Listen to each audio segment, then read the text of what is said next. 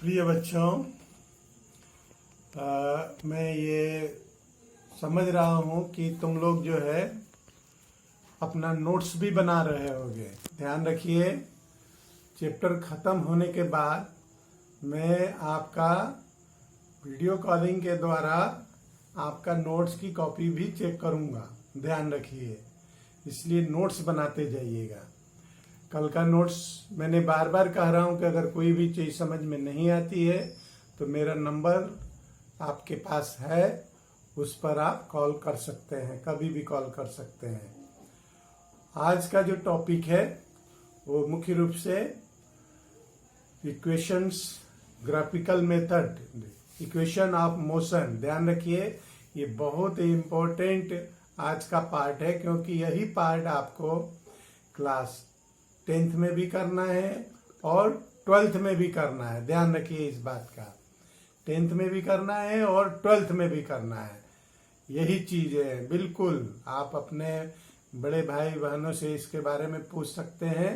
ये बहुत इम्पोर्टेंट चीज़ है, इसको समझिए और कहीं भी समझ में नहीं आए तो ज़रूर पूछिएगा। Equation of motion first, equation of motion second, equation of motion third, और उसके बाद है आपका सर्कुलर मोशन। ये ही पार्ट है आपके ये फर्स्ट चैप्टर में। तो इतने का नोट्स बनाइए। जो जो मैं आपको लिखा हुआ दिया हुआ है उसी तरीके से आप उसको लिखेंगे भी, फिगर भी बनाएंगे, लिखेंगे भी। उसको एक्सप्लेनेशन दिया हुआ है, उसको एक्सप्लेन भी करेंगे। ओके, तो इस बात का ध्यान रखिए कि नोट साथ में बनना चाहिए। कोई चीज़ समझ में नहीं आई हो पूछना भी है, और उसके बाद में एक्सरसाइज वर्क भी दूंगा वो करने के लिए। तो रेडी रहिए, अपना काम रेडी रखिए। और साथ में मैंने पहले दिन ही बताया था कि इसी पार्ट से आपका फर्स्ट यूनिट टेस्ट भी होगा। ध्यान रखिए, इसलिए पूरा लर्न भी करते चलिए ध्यान से।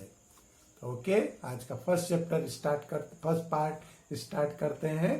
First equation of motion by graphical method. तो graphical derivation of laws of motion, laws of motion, equation for velocity, time relation, first equation of motion. First equation of motion क्या है आपका? v equal to u plus a t. इसको proof करना है। तो इसका statement ध्यान रखिए। ये ग्राफ जो मैंने बनाया हुआ है, ग्राफ आप लोग बनाएंगे और ग्राफ के द्वारा इसको प्रूफ करना है। ध्यान रखिएगा, इसको ये ग्राफिकल मेथड कहलाता है। और आप 11th में इसको एनालिटिकल मेथड से भी करेंगे, ग्राफिकल मेथड भी करेंगे, एनालिटिकल मेथड भी करेंगे, और वो इंटीग्रल मेथड भी है करने का। लेकिन आप लोग ये आपकी क्लास में ग्राफिकल मेथड से, ध्यान रखिएगा, प्रूफ करने के लिए दिया जाएगा तो ग्राफ भी बनाना पड़ेगा, और साथ में ये जो स्टेटमेंट लिखा हुआ है ऊपर उसको भी लिखना पड़ेगा तीनों में। कहाँ तक? पहला दिया हुआ है जैसे consider a velocity time graph. देखिए ग्राफ में नीचे एक्स एक्सिस पर टाइम एक्सिस है और वाई एक्सिस पर वेलोसिटी है मीटर पर सेकेंड में। Time velocity time graph for the body moving with the uniform acceleration a. ये ए कहाँ से मूव करना स्टार्ट कर रहा है? देखिए कैपिटल ए से रिप्रेजेंट किया गया है, वहाँ से स्टार्ट कर रहा है। तो इनिशियल वेलोसिटी यू है ए पर, ठीक है। यूनिफॉर्म एक्सीलरेशन पहले ही दिया है, इनिशियल वेलोसिटी यू है at A, and final velocity of v at B. B तक पहुंचता है तो उसकी फाइनल वेलोसिटी वी हो जाती है, और यह कितने समय में जाता है? टाइम टी में। Draw a perpendicular line B C and B E are drawn from the point B to the time and velocity axis, time axis x axis है और वेलोसिटी एक्सिस वाई एक्सिस है, so that initial velocity is O A and final velocity is B C, ध्यान दीजिए picture में, and time interval is O C, जो time axis पर है वो रिप्रेजेंट किया गया है टाइम को ओ सी से, O C is equal to small t. Draw A D parallel to B O C, A D ध्यान दीजिए फिर ग्राफ में A D parallel to O C. अब यहाँ पर ग्राफ में इतना बात आप जो है लिखना ही पड़ेगा तीनों इक्वेशन ऑफ मोशन में, हालांकि अभी तो मैंने दिया हुआ है, लेकिन एग्जाम में तीनों इक्वेशन एक साथ नहीं आता है, एक इक्वेशन आता है, तो उसमें इतनी बातें आपको पहले सब में तीनों ही इक्वेशन में रिप्रेजेंट करना ही पड़ेगा ग्राफ बना करके। अब ग्राफ को ध्यान से देखिए क्या क्या बताया गया है। We observe that B C, graph पर देखिए B C is equal to B D plus D C, और बी डी को वाई एक्सिस पर लेके आइए, बी डी किसके बराबर है, B D is equal to A E, ध्यान दीजिए B D is equal to, यहाँ बी डी दिया है लेकिन बी डी एक वाई एक्सिस पर ए ई के बराबर है, और डी सी जो है डी सी वाई एक्सिस पर किसके बराबर है, वो ए के बराबर है। तो अगर बी सी को हम रिप्रेजेंट करना चाहें तो ये रिप्रेजेंट करेंगे B D plus O A, और वाई एक्सिस पर लेंगे तो क्या लिख देंगे ई ए प्लस ओ ए, ये नहीं लिखा है लेकिन आप समझ सकते हैं इस चीज को। उसके बाद बी सी दे दिया है, फाइनल वेलोसिटी बी पर भी है, तो B C is equal to v, और वाई एक्सिस पर लेंगे तो O E is equal to v, clear, और O A is equal to u, O D C या O A is equal to u, तो भी इज इक्वल टू क्या हो जाएगा, ये ध्यान दीजिए B D plus D C, और D C is equal to O A, और B D is equal to A E. तो यहाँ पर देखिए भी इज इक्वल टू टोटल भी, मतलब बी तक गया है तो बी तक टोटल वैल्यू भी है, तो भी is equal to B D plus D C, या इसको हम ओ ए लिख सकते हैं, और O A is equal to u के बराबर है। तो B D is equal to कितना आ गया, भी माइनस यू, और यही है आपका चेंज इन वेलोसिटी, इसको हम कहेंगे B D is equal to y axis पर ए ई भी रिप्रेजेंट किया जा सकता है, तो बी डी या A E is equal to v minus u, that is the change in velocity. तो एक्सीलरेशन का फार्मूला क्या है, acceleration is equal to change in to velocity, change in velocity upon time, acceleration is equal to change in velocity upon time.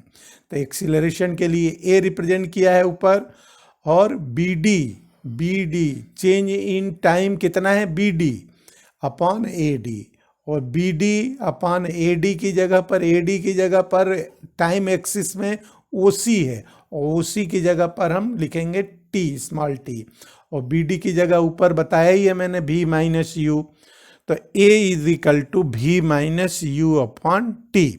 अब यहाँ पर cross multiply किया जाता है, ए को टी से मल्टीप्लाई करेंगे तो v minus u is equal to हो गया ए टी, यू को साइड चेंज करेंगे इज इक्वल टू इधर तो आ गया प्लस में, तो भी is equal to u plus a T.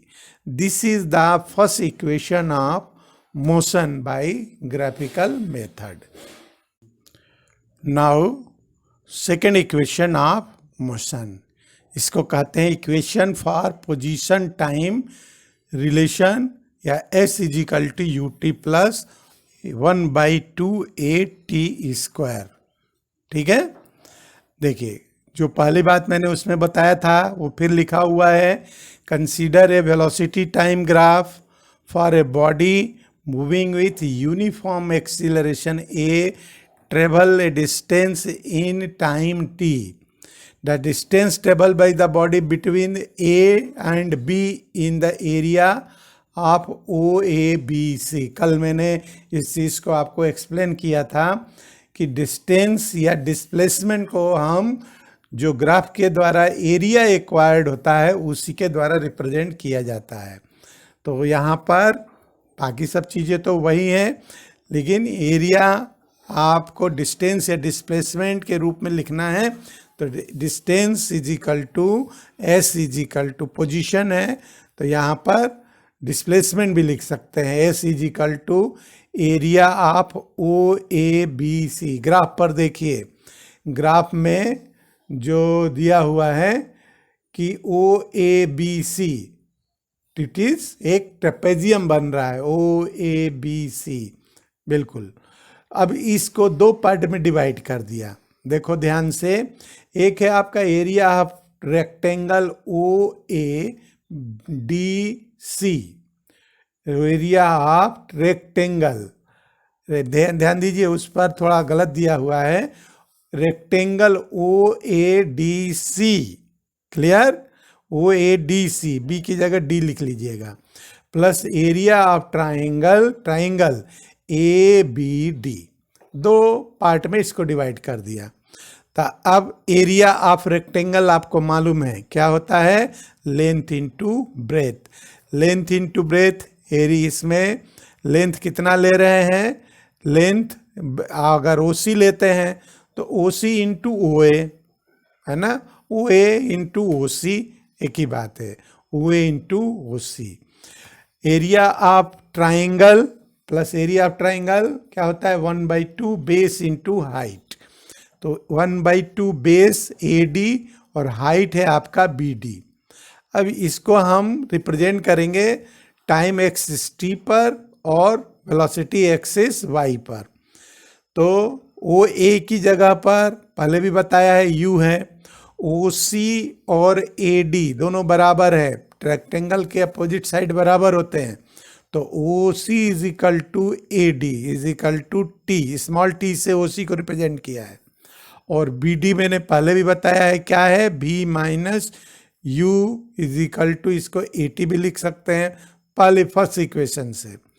तब यहाँ पर दोनों की वैल्यू रख दीजिए, s is equal to O A की जगह पर यू, ओ सी की जगह पर ओ ए की जगह पर यू और ओ सी की जगह पर t, plus 1/2 A D, A D ध्यान दीजिए, A D is equal to O C, तो यहाँ पर क्या आ जाएगा टी, और दूसरा है बी डी, बी डी की जगह पर भी माइनस यू आएगा, ठीक है, B D is equal to v minus u, और वी माइनस यू की जगह पर हम लिख सकते हैं ए टी।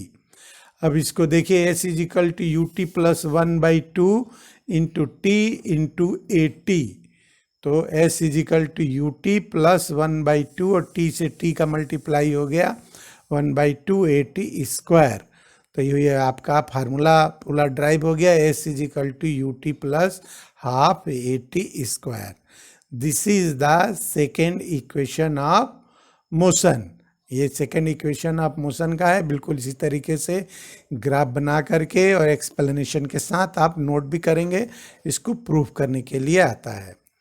अब आपका नेक्स्ट पार्ट है जो दिखाया गया है, थर्ड इक्वेशन ऑफ मोशन, ठीक है। तो इसमें भी पहले लिख दिया है मैंने, equation for position velocity relation, इसको कहते हैं 2as is equal to v square minus u square, या v square minus u square is equal to 2as। अब वही बातें फिर से लिखी हुई हैं, आपको क्या लिखा है, consider a velocity time graph for body moving with uniform acceleration A, travelled A distance s in time t, t time में। The distance traveled by the body between the point A to B is area OABC।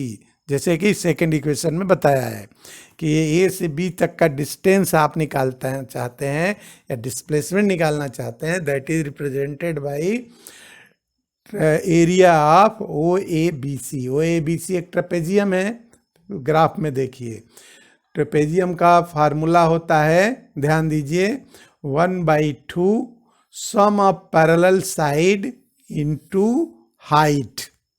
Some of parallel side into height. आप लिख लीजिए यहाँ पर, अगर लिखना है कि area of trapezium is equal to 1/2 sum of parallel side into height. अब सम ऑफ पैरेलल साइड क्या दिया हुआ है, ध्यान दो फिगर में, OA plus BC, OA plus BC, पूरा ट्रेपेजियम का जो पैरेलल साइड है OA है और BC है, दोनों को प्लस किया है। और दोनों के बीच का डिस्टेंस हम मेजर कर सकते हैं OA और BC के बीच में टाइम एक्सिस पर OC। तो आप देखिए OA is equal to U represent करते आ रहे हैं क्योंकि इनिशियल वेलोसिटी है, BC is equal to final velocity V, और OC को रिप्रेजेंट कर रहे हैं टाइम T से। तो फर्स्ट यहाँ पर S इज इक्वल टू पहले OA की जगह U plus V into T upon 2। अब देखिए फ्रॉम द वेलोसिटी टाइम का फर्स्ट इक्वेशन ऑफ मोशन से V is equal to U plus AT होता है, तो V minus U is equal to AT, या T की वैल्यू निकाल लिया हमने यहाँ पर इक्वेशन फर्स्ट से, T is equal to V minus U upon A। ध्यान दीजिए T इज इक्वल, ये फर्स्ट इक्वेशन ऑफ मोशन से लिया गया है, यहाँ पर लिख सकते हैं by the first equation of motion. तो वैल्यू रखिए S is equal to U plus V पहले दिया हुआ है, अब T की जगह पर V minus U upon 2A। 2A कैसे, ये A आएगा T से, T की जगह V minus U upon A लिखा है इसलिए, और नीचे S is equal to V plus U into V minus U upon 2A। अब ध्यान दीजिए यहाँ पर V plus U V minus U क्या होता है, A plus B A minus B। Note करिए, फार्मूला है, आपने पढ़ा है मैथ्स में, A plus B into A minus B क्या होता है, A square minus B square. ध्यान दीजिए फार्मूला है आपका मैथ्स का, A plus B into A minus B की जगह पर लिख सकते हैं A square minus B square. तो देखिए S इज इक्वल टू, ऊपर की जगह लिख दिया है हमने A square minus B square upon 2A, तो ये क्रॉस मल्टीप्लाई करेंगे तो क्या आ जाएगा, 2AS is equal to V square minus U square, या V square is equal to U square plus 2AS। इस तरीके से भी इसको रिप्रेजेंट किया जा सकता है। तो ये था आपका third equation of motion. Okay, now next part is circular motion. Circular motion दिया हुआ है आपके चैप्टर में। तो सर्कुलर मोशन में देखिए कई फिगर बनाए गए हैं, ध्यान दीजिए। पहला तो डेफिनेशन समझ लीजिए, सिंपल सी डेफिनेशन है कि the motion of a body in a circular path is called a circular motion. क्या मतलब है इसका, सर्कुलर पाथ का मतलब क्या है, सर्किल के ऊपर, सर्किल क्या कहलाता है, तो एक ऐसी लाइन होती है जो सेंटर से, ऐसी दूरी जो सेंटर से बराबर होती है, सर्कल। आगे हमने फिगर में दिया हुआ है, देखिए इस फिगर में दिया हुआ है कि फिर सर्कल कैसा होता है, लेकिन इसमें सर्कुलर मोशन है, तो ये सर्कुलर पाथ पे जो मूव करेगा वो सर्कुलर मोशन कहलाता है। अब ध्यान दीजिए यहाँ पर यूनिफॉर्म सर्कुलर मोशन किसे कहते हैं। If a body move in a circular path with the uniform speed, its motion is called uniform circular motion। दूसरी चीज आगे की समझने का है कि uniform circular motion is accelerated motion कहलाता है। पहले आप एक्सीलरेटेड मोशन आप समझ चुके हैं, जिसका वह मोशन जो समय के साथ एक्सीलरेट होता है, बढ़ता है। तो accelerated motion because in a circular path a body continuously change its direction, continuously change its direction. Circular जो पाथ होता है सर्कल का, आप ऐसा मान सकते हैं कि यह हर एक एक पॉइंट से बना हुआ है। पॉइंट लगा करके, हमने अगर उसको लाइनिंग नहीं किया है तो सर्कल पॉइंट से मिलकर बना है, और हर पॉइंट पर उसका डायरेक्शन जो होता है वो अलग अलग होता है। ठीक है, तो because a circular path motion is continuous change its direction, her point पर डायरेक्शन अलग अलग होता है, ध्यान रखिएगा। आप डायरेक्शन निकाल सकते हैं कैसे, आप 9th में पढ़ेंगे, एक टेंजेंट ड्रॉ किया जाता है। टेंजेंट एक ऐसी लाइन होती है जो कि सर्कल को एक ही पॉइंट पे टच करती है। जैसे एरो से दिखाया गया है सभी चारों दिशाओं में, एक ऐसी लाइन जो कि सर्किल को एक ही पॉइंट पर टच करती है। ठीक है, तो उस लाइन को हम कहते हैं टेंजेंट। तो टेंजेंट का जो डायरेक्शन होता है वही उस पॉइंट के ऊपर आपका पॉइंट पर उस ऑब्जेक्ट का डायरेक्शन होता है जो उस सर्कुलर पाथ पर मूव कर रहा है। और दूसरी बात समझने की है कि अगर इस सर्किल को हम ऐसे मान लें, रेक्टेंगल आपकी बुक में दिया हुआ है, रेक्टेंगल बनाया है तो 4 डायरेक्शन हो जाएंगे। इसी तरीके से पेंटागोन बनाया है जिसकी 5 साइड है, बुक में देखेंगे तो 5 साइड वाला भी दिया है तो 5 डायरेक्शन हो जाएंगे। इसी तरीके से 6, 7, 8 साइड वाला बनाएंगे तो 8 डायरेक्शन हो जाएगा। तो उसमें ये दिखाया है आपको कि हर पॉइंट पर डायरेक्शन अलग अलग होता है, और यही रेक्टेंगल, हेक्सागोन, पेंटागोन जो 5 साइड वाला है, 6 साइड वाला है, बनाते बनाते ये एक बन जाता है सर्कल। इसलिए सर्कल के हर पॉइंट पर ये लिखा हुआ है कि circular motion of a body continuously change its direction. ध्यान दीजिएगा, हर पॉइंट पर डायरेक्शन अलग अलग होता है, और जैसा मैंने बताया कि आप डायरेक्शन को फाइंड कर सकते हैं by draw a tangent on that point. ठीक है, अब नेक्स्ट जो समझने की बात है यहाँ पर कि 2 बातें आपको यहाँ पर समझ लेना चाहिए था। क्या क्या?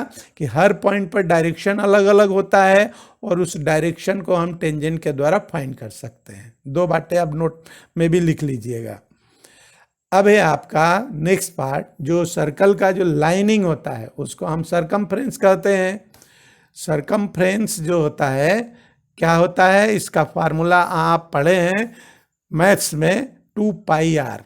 ठीक है, 2 पाई आर होता है the circumference of the circle, और रेडियस मालूम है, सेंटर से जो सरकमफ्रेंस का डिस्टेंस रेडियस कहलाता है।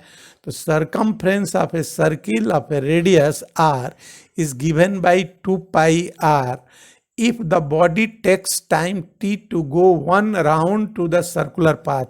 complete एक राउंड करने में अगर t टाइम लेता है, then the velocity v is equal to given by distance travel upon time। Distance travel upon time. यहाँ पर देखिए जो लिखा हुआ है v is equal to 2 pi R upon 2, जो है वो नीचे 2 नहीं है, t है, स्मॉल t। ध्यान दीजिएगा, करेक्ट नहीं हो पाया है वहाँ पर। तो 2 पाई आर अपॉन t है। तो v इज इक्वल टू क्या है, velocity. Velocity is equal to क्या होता है, चेंज ऑफ या डिस्टेंस ट्रेवल या डिस्प्लेसमेंट अपॉन टाइम। तो डिस्प्लेसमेंट पूरा सर्किल का circumference 2 pi R upon time t। तो ये आपका वेलोसिटी रिप्रेजेंट किया गया है और एक्सेलरेशन को भी रिप्रेजेंट किया गया है। अब इसी के साथ आप बता सकते हैं, जिससे कि एक्सप्लेनेशन में दिया गया है, फिगर बनाया है मैंने आपका, एक जो रेडियस है वो r उसका रेडियस है, और साथ में जो रेडियस आपका दिया हुआ है और उसमें एंगल बना हुआ है थीटा। तो एक फार्मूला होता है, angle is equal to arc upon radius. Note कर लीजिए इसको, angle is equal to arc upon radius. तो आर्क जो होता है, जैसे डिस्टेंस जो होता है, जैसे एक लाइन एक रेडियस से दूसरे के रेडियस के बीच में जो सरकमफ्रेंस पर जो डिस्टेंस होता है उसको एस से दिखाया है, वो कहलाता है आर्क, और रेडियस आर है ही है। तो theta is equal to S upon R. S जो डिस्टेंस है उसको v into delta T upon R से रिप्रेजेंट किया जाता है, या आप S theta is equal to S upon R भी लिख सकते हैं। तो जैसे दिया है, we can draw a similar triangle with the velocities of the conclude theta is equal to delta v upon B, delta v upon R भी लिख सकते हैं। Setting the two expression of theta equal to the solving for acceleration a is equal to delta v upon t। ये ऊपर भी v लिखा है, theta is equal to delta v upon v नहीं है, डेल्टा v अपॉन t है, ध्यान दीजिएगा, उसको करेक्ट कीजिएगा। Theta is equal to delta v upon t। तो acceleration a theta is equal to delta v upon t। आप v को v स्क्वायर अपॉन r से भी रिप्रेजेंट करते हैं।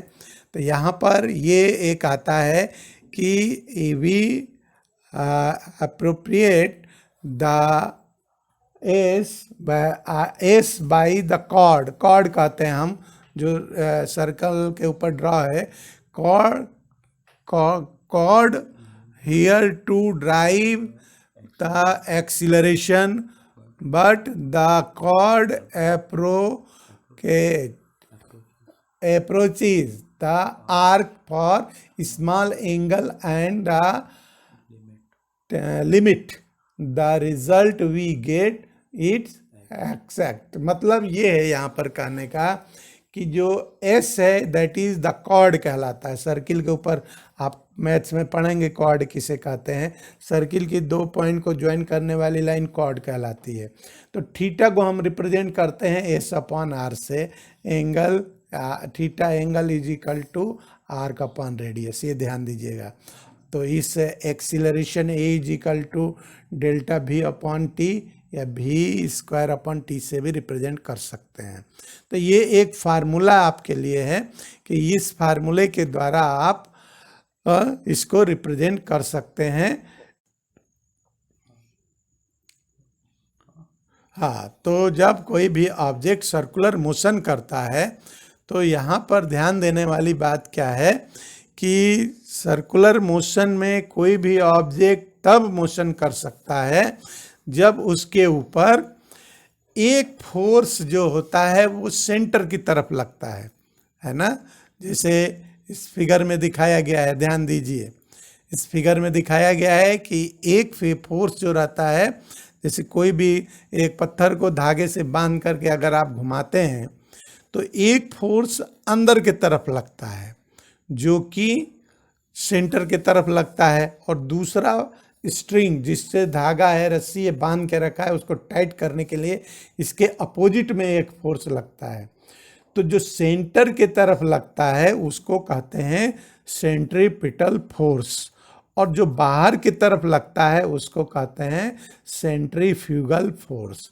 तो यहाँ पर दो डेफिनेशन है आपकी, सेंट्रीपिटल फोर्स और सेंट्रीफ्यूगल फोर्स।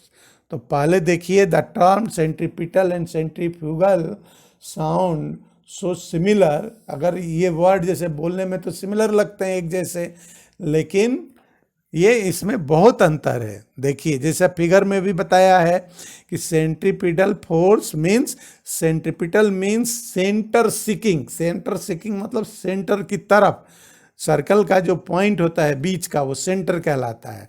तो जो सेंटर की तरफ लगता है उसे सेंट्रीपिटल फोर्स कहते हैं। तो centripetal force pushes inward towards the centre of the circle. Centre of the circle की तरफ जो फोर्स लगता है उसको हम सेंट्रीपिटल फोर्स बोलते हैं। और दूसरा फोर्स है centrifugal force, means centre filling. Centre filling का मतलब क्या है, सेंटर से दूसरी तरफ, बाहर की तरफ। तो क्या इसका डेफिनेशन बना दिया कि centrifugal force pushes outward away from the circle. Outward यानी बाहर की तरफ, सर्किल से बाहर की तरफ। One of these force refer to fictitious which one and why. ये चीज आप आगे बाद में समझेंगे, बस आपको दोनों की डेफिनेशन नोट करना है। तो यहाँ पर सेंट्रीपिटल फोर्स और सेंट्रीफ्यूगल फोर्स को बहुत अच्छे तरीके से ये आगे पिक्चर में आपको दिखाया गया है। सेंटर पर जैसे वो व्यक्ति है वो पकड़ा हुआ है जो थ्रेड है बॉल को और घुमा रहा है, तो सेंटर पर वो ऑब्जेक्ट है, व्यक्ति है, और घुमा रहा है वो ऑर्बिट है, सर्किल है, घूमता रहता है। तो ये दोनों के ऊपर जो फोर्स रखते हैं, धागा है, स्ट्रिंग दिखाया गया है, बॉल है, और सेंट्रीपिटल फोर्स जो सेंटर की तरफ लग रहा है व्यक्ति की तरफ, और सेंट्रीफ्यूगल फोर्स बाहर की तरफ। तो ये सेंट्रीफ्यूगल फोर्स, आगे इसके बारे में आप बहुत सारी चीज़ें पढ़ेंगे नेक्स्ट क्लासेस में। तो ये पार्ट था आपका फर्स्ट चैप्टर, ध्यान दीजिए। ये चैप्टर यहाँ पर कंप्लीट होता है। आपको कोई भी से सीबीएसई की बुक में इतना ही दिया हुआ है। अब हम आपको कल कुछ न्यूमेरिकल्स बताएंगे और आपको न्यूमेरिकल देंगे सॉल्व करने के लिए। साथ में सीबीएसई का जो बुक है उसके क्वेश्चन भी देंगे। तो जो मैंने समझाया हुआ है उसी के बेस पर सारा आंसर लिखेंगे आप कॉपी में। सारा कॉपी में लिखना है सारे आंसर। तो सारा लिख करके और आप कॉपी को कंप्लीट कीजिएगा। Okay, good bye.